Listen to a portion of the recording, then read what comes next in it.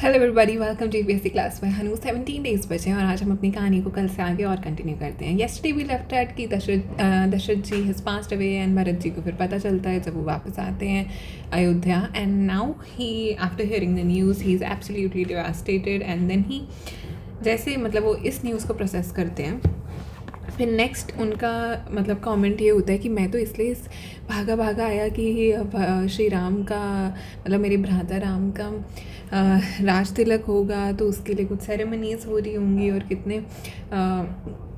कितनी खुशी की बात हुई होगी, लेकिन यहाँ तो कुछ और ही है। फिर वो पूछते हैं कि मेरे पिताजी के लास्ट शब्द क्या थे।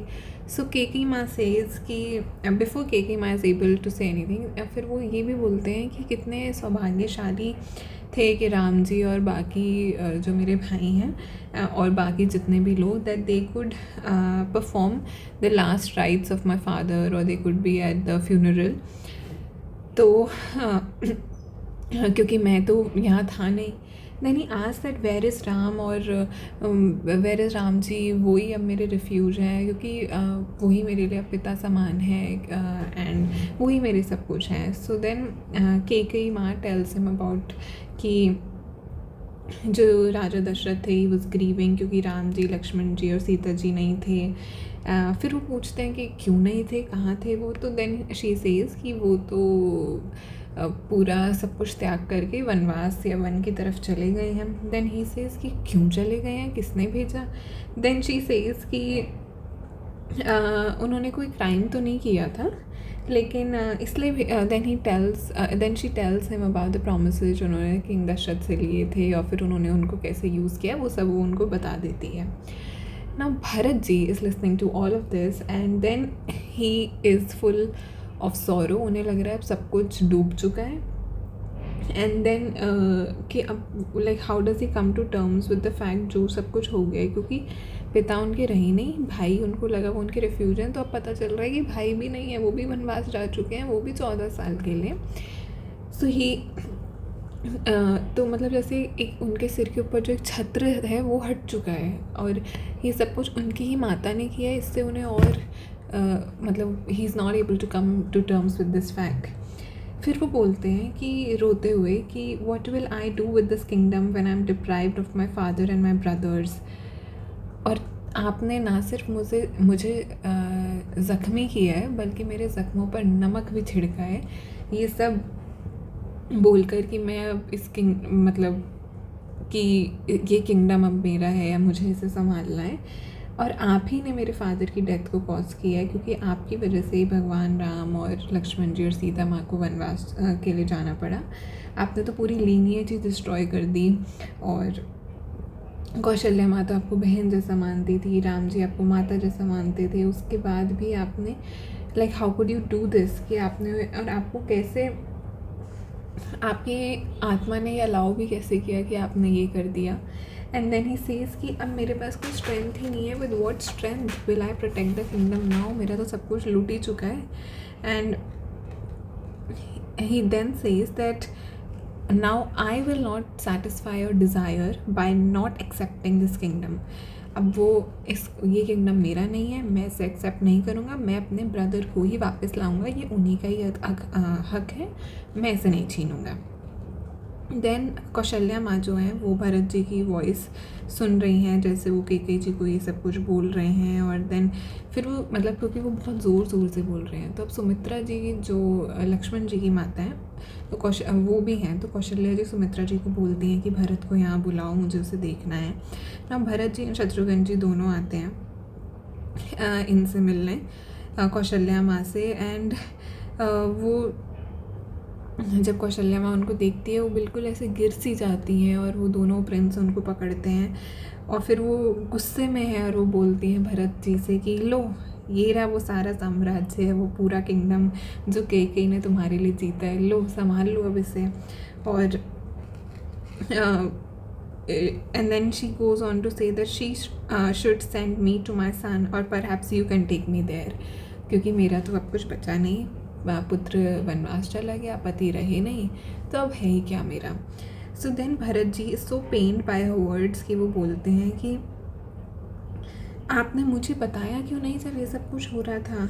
आपको तो पता है कि मैं भगवान राम से कितना प्रेम करता हूँ। अगर मुझे ज़रा सा भी पता होता है इस पूरे प्लॉट के बारे में, ये सब अगर मतलब मेरे को बिल्कुल भी नहीं पता था, और अगर आपको लगता है कि मुझे पता था इस सब के बारे में, तो मेरी बहुत दुर्दशा हो एंड मैं उतना सफ़र करूँ जैसे लोग जो हीनियस क्राइम्स करते हैं वो सफ़र करते हैं। तो नाउ कौशल्या माँ सेज कि she is moved by Bharat word, क्योंकि वो तो उनको पुत्र मानती ही थी और वो भी उनको माता मानते थे। सो देन शी सेज कि इट्स कि मतलब ये तो बहुत धर्म की बात है कि आप और Lakshman ji, you haven't deviated from the path of truth. और क्योंकि केकई माँ ने तो गलत ही करा, पर फिर भी उनके पुत्र होकर भी वो उनके साथ नहीं खड़े हैं, वो सच का साथ दे, सही चीज़ का साथ दे रहे हैं। फिर वो कौशल्या माँ के पास ये शत्रुघ्न जी और भरत जी दोनों रुकते हैं, उनको सांत्वना देते हैं। नाउ नेक्स्ट मॉर्निंग जो वशिष्ठ ऋषि हैं वो भरत जी से बोलते हैं, now it's time to perform the funeral, सारी रिचुअल्स का आप बहुत रो चुके, यू हैव वेप्ट इनफ। तो भरत जी वो सब जैसे भी पूरी सेरेमनीज़ होती हैं 10-12 दिन की, वो सब करते हैं। And on the 13th day, जो अभी भी हमारे कल्चर में है, he says that I have been abandoned by the king and Ram has been exiled। और वो ऐसे बोल रहे हैं कि पिताजी अब कहाँ चले गए, मैं इसे कैसे संभाल लूँ इस पूरे सिचुएशन को। राम जी तो फॉरेस्ट में है एंड मेरे को कोई एंड राजा रहे नहीं, मतलब आप रहे नहीं है, मेरा तो लाइफ का कोई मुझे पर्पस ही नहीं दिख रहा। या तो मैं अग्नि में एंटर कर जाऊँ या मैं भी फॉरेस्ट चला जाऊँ, मुझे करना क्या है। तो अब जो सुमंत्र, जो चैरिटर हैं और जो वशिष्ठ ऋषि हैं, वो भरत जी और शत्रुघ्न जी को कंसोल कर रहे हैं। फिर वशिष्ठ जी कह रहे हैं कि डेथ तो इनएविटेबल है, वो तो मतलब he is trying to give another perspective at that moment कि डेथ तो सबकी ही होनी है, इसमें तो कोई अलग सी बात नहीं हुई है। बट भरत जी वही, मतलब it's the intensity of the events that have taken place one after the other कि he is not able to come terms with them. And on the 14th day वो सबको गैदर करते हैं, जितने भी काउंसलर्स, मिनिस्टर्स एंड मतलब जो जितने भी काउंसलर्स हैं, वो मिनिस्टर्स हैं, वो गैदर होते हैं और भरत जी को बोलते हैं कि यू बिकम आवर किंग, क्योंकि किंगलेस लैंड तो बहुत ख़तरनाक होता है एंड आपके पूर्वजों का ये पूरा किंगडम है, आप इसको एक्सेप्ट करिए और हमारी रक्षा करिए, क्योंकि अब कोई भी नहीं है यहाँ पर, ये लैंड लावारिस है। सो भरत जी उनको सुनते हैं एंड बहुत रिस्पेक्टफुली बोलते हैं कि बड़ा बेटा जो ज्येष्ठ होता है वही राजा बनता है, इसीलिए Ram ji will become the king and I will live in the forest for 14 years। तो ऐसा करो, सारी आर्मी तैयार कर दो, मैं खुद जाऊँगा फॉरेस्ट में, मैं राम जी का I will consecrate Ram there and bring him back. तो नेक्स्ट मॉर्निंग क्या होता है, भरत जी उठते हैं, सब लोग, पूरा गाना बजाना हो रहा है जैसे बिल्कुल राजा के लिए होता है ना। तो क्योंकि वो लोग इन्हीं को ही राजा मान रहे हैं, भरत जी सेइंग कि I am not the king and अब वो इतने फ्रस्ट्रेट हो गए कि सब उनको राजा बनाना चाह रहे हैं पर वो राजा बनना नहीं चाह रहे हैं। फिर वो शत्रुघ्न जी से कहते हैं कि देखो केकई माँ ने क्या करा है, जो सारी ग्लोरी दशरथ जी की थी अब वो ऐसे लावारिस घूम रही है कि उस पूरे यश, उस पूरे तेजस को कोई लेना ही नहीं चाह रहा, इस पूरे वैभव को कोई लेना ही नहीं चाह रहा। The glory that belong to Dashrath now wanders around like a boat with nobody to steer it. Bharat ji की ये बात सुन के वहाँ सभी औरतें रो रही हैं, सब परेशान हैं। अब जो वहाँ पे जितने भी पंडित हैं, ब्राह्मण हैं, वो सब भरत जी को कन्विंस कर रहे हैं कि क्योंकि राम जी यहाँ है नहीं और दशरथ जी रहे नहीं, तो अब आपको ही बनना पड़ेगा राजा, अब कुछ नहीं हो सकता। Enjoy this kingdom that has been granted to you by them. अब भरत जी धर्म की बात कर रहे हैं, वो कह रहे हैं कि how can a son of Dashrath rob somebody of their kingdom? My elder brother, superior to me in all ways, deserves it. I do not approve of what my mother has done, and standing here, I bow my head before him who is in the forest. I shall either bring him back or live with him in the forest. Bharat ji अब decision कर चुके हैं कि या तो वो आएंगे या मैं वहाँ रहूँगा, पर ये साम्राज्य मेरा नहीं है, मैं इसे एक्सेप्ट नहीं करता।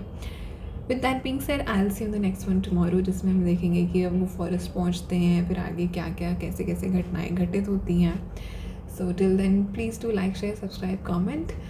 Take care. All the best. Bye.